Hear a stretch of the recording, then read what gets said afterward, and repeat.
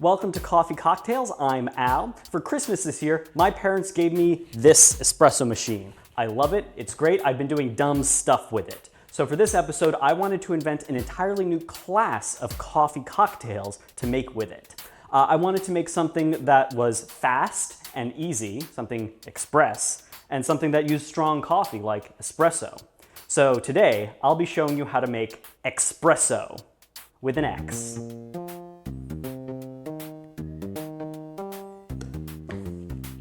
All right, Expressos, pretty simple to make. They consist of 3 ingredients. First off, a spice, then a base liquor, and then finally, a shot of espresso right on top. You build them directly in the glass, no mixing, no stirring, no ice. You could shake it over ice if you wanted a cold one if you wanted, but they're easy to make. They're also, just because they're low volume, they're low alcohol by volume, so you don't have to drink a whole lot of alcohol if you want to enjoy them. It's more about the mix of flavors, the combinations that you can get that aren't just several nice things together, that are different flavors entirely when you mix them. Like this one. I really like this one, and it's kind of what started this whole episode idea. I call this one the Aztec Gold, and for our spice, we're just gonna put a little bit of a cinnamon stick in our espresso glass.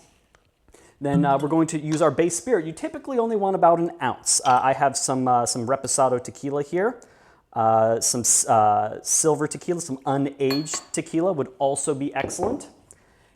And you can put sugar in the Aztec Gold. I actually think it's better without it. I don't really think it needs it. It just has such a smooth flavor on its own. It doesn't need it. And now all we do is we put a shot of espresso on top of that. In America, at least, whenever you say a shot of espresso, typically that means a double shot, which is the 2 button on this machine. And that's it. Pretty express, right? All right, let's taste our first espresso. It is not. It shouldn't be. It's coffee, which is can be bitter on its own. If you dial your espresso in right, it should be quite smooth and delicious, but it can still have bitter and heavy flavors. And tequila, which is notoriously not a delightful experience, but this is just so smooth together. The cinnamon comes together and just gives it a little pop of that flavor. This is excellent. And there is an ounce of tequila here, which is not nothing. It's not, it's not a 2-ounce shot or anything like that, but you can't really taste it. So you do want to be careful when drinking espressos. They're the exact kind of drink that can sneak up on you. So be careful with them. As always, enjoy responsibly. Our next espresso involves the liquor Fernet Branca. We've used this before on the show. It is an herbal minty liqueur. It is my nemesis, and much like Nemesis from Hades 2, all the surface qualities should add up to something that is just unpleasant and I shouldn't like, but I find myself weirdly drawn to it, coming back. I can fix you. And to fix Fernet Branca, you typically put it in coffee. It's so strange, but it's good. We're not going to add too much of this. We're going to add about 3/4 of an ounce of Fernet Branca to our espresso glass. Going to add a little sprig of mint to enhance the minty flavor, and we're just going to pull another double shot of espresso on top of that. And just like that, we have another espresso. Ooh, this one's good. You could choose to put a little sugar in this, but again, it doesn't really need it. The flavors just combine very well. Part of it is that since we're using a hot liquid, whatever spice we're using opens up. It brews like you would a tea. So even just that little bit of time, we have that mint providing some mint flavor already. And of course, any flavor, any odor is going to seem stronger and more pungent if it's hot. The molecules can aerosolize better. They can turn into gas and get into your nose and smell, and therefore taste, more strongly. So that's another key, is you're getting a lot of flavor for free there. Let's take a quick break from talking about coffee to talk about coffee, a coffee break, if you will. This is my coffee setup that I have. First off, I have the Fellow Opus grinder. It is an entry-level multi-purpose grinder, and this is the custom edition, the CE. It is a entry-level grinder, meaning it's only about $200, which as far as coffee grinders go is actually pretty good. And it is a multi-purpose grinder, meaning that it can do on the coarsest side, it can do pour over and drip coffee and French press and cold brew, but it is capable of doing espresso, which requires not only fine grinding, but consistent grinding as well. And this is capable of that. I like it a lot. I use it almost every day now. And the custom edition here means that I went into my garage and found some piece of wood veneering, glued them to it. Highly recommend doing that. Next up, we have some wonderful gifts that my family gave me. My mom got me this wonderful coffee cocktails embroidered mat. My older brother got me a couple espresso accessories that I love a lot. This is a handleless milk frothing pitcher, along with this tamping mat and this spring-loaded tamper, all from the company Normcore. This tamper is great. So when you want to tamp a prepared puck of coffee, of espresso, you put it in the portafilter, and you just push down. It's got a spring inside it. And that spring is automatically at the right pressure. I have a 25-pound spring in here, so it makes a 25 pounds of pressure automatically. Let me give that one more try. I'm doing it left-handed for camera, you know. There we go. And this is the Breville Bambino Plus espresso machine. Like I said earlier, my parents gave me this as a Christmas gift. I love it. It's small, it's compact. I love the blue color. Stainless steel is one of my favorites, as you can see. And also, it's just a really good beginner espresso machine. The first shot I pulled with it, I said, oh, this is perfect. What's this whole dialing in process? I clearly don't need to worry about that. Yeah, it makes a wonderful cup of espresso. It has an automatic steam frother with temperature sensor. So you just put a milk in a pitcher, set it down here, and it uses the temperature sensor to steam the milk automatically. I'd give anything that comes out of here about a B+, which is more than enough for my book, but it's a B+ that I get completely hands-free every single time. That's pretty great in my book. So let's go ahead and let's make our next espresso drink right now. We're going to use espresso cup. Our liquor add-in is going to be some creme de cacao. I like the Tempest Fugit brand. We're going to use about ½ an ounce. We don't want to go too much with this because this is very sweet. Then we're going to do heavy cream, which I don't normally keep unrefrigerated out in the coffee bar here, but this is YouTube. Unless I'm putting this on TikTok, in which case this is TikTok. Just a splash of that. And then we're going to just pour our espresso on top of that to make an espresso. Just that fast. Heats up so quick. Brews perfectly every time. It does splash a little bit, so I hold the cup up a little like this to start.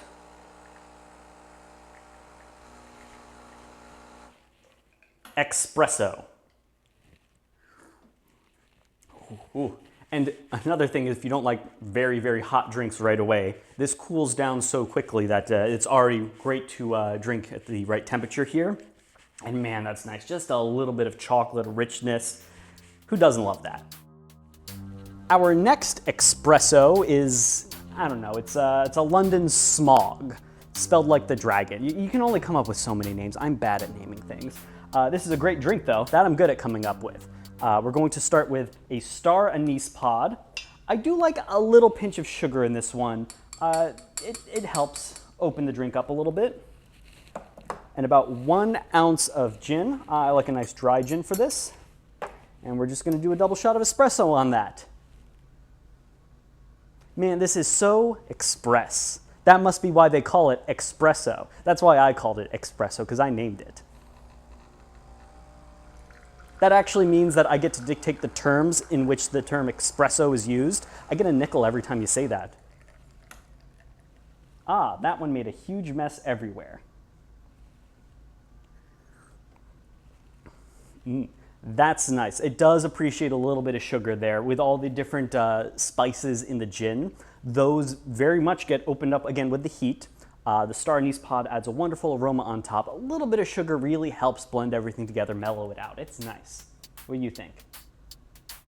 This one's stupid. Don't do it. For our spice, we're going to use a single coffee bean. And for our liqueur, we're going to use coffee liqueur. And then we're going to put a shot of espresso on top of that. Now I use Mr. Black coffee liqueur, and this drink includes espresso, so I call it a Mr. Espresso. Sure, why not? Yeah, it tastes like coffee. For our next espresso, we're going to be using bourbon. And we're going to actually start by taking our espresso glass and rimming it with sugar, rimming half of it with sugar. I like doing this because if you want it a little sweeter, you can then drink out of the side with sugar, or if you don't, you don't. I tested this recipe, it works very well with lemon. I ran out of lemon, so this is lime. So we're going to rub the lime on half the espresso glass and just get a nice little sugar rim on it. There we go.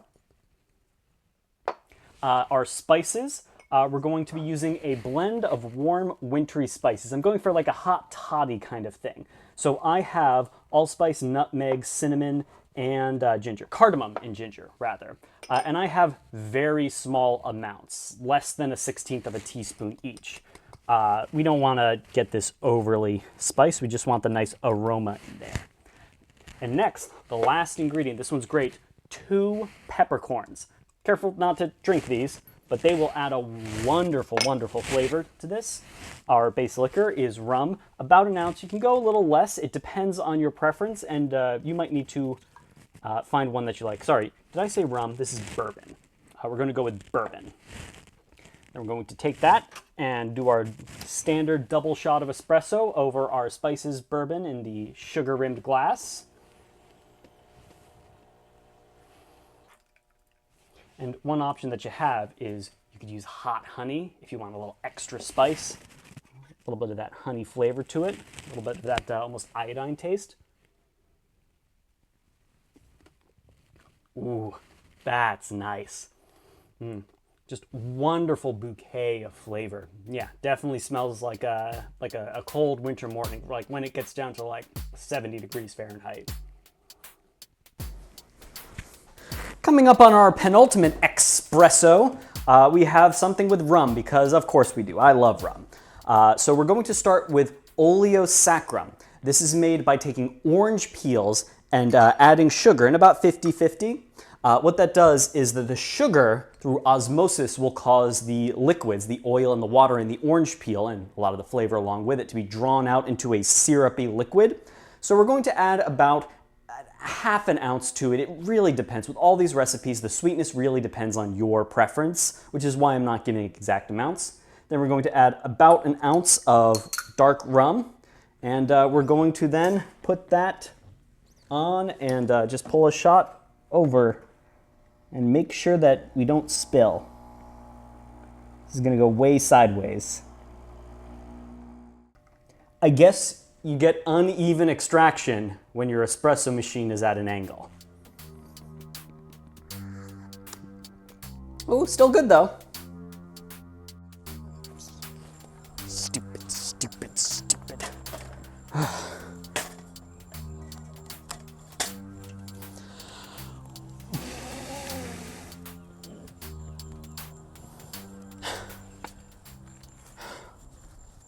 4 hour last drink of the evening, we're going to be making something a little bit more fanciful. I have a fire and I have a marshmallow. This one's easy. I'm just going to toast a marshmallow over a campfire. This one's fun. You can toast it to your preference. I kind of like it to light on fire, but we'll go with a nice medium roast. Light roast marshmallows are really all the rage in specialty marshmallows these days, but you know, go with what your preference is.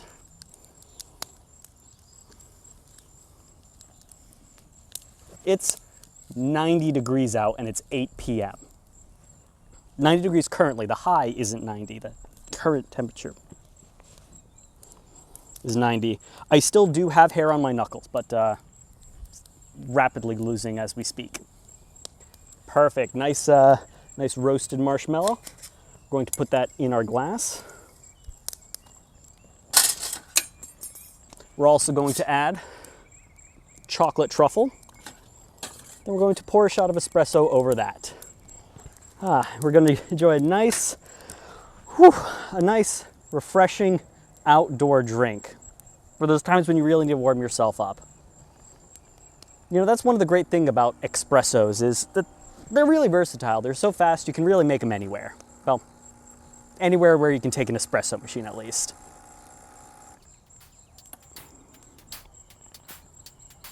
Cheers. Okay, that actually is really nice. All right, I'll see you next time on Coffee Cocktails.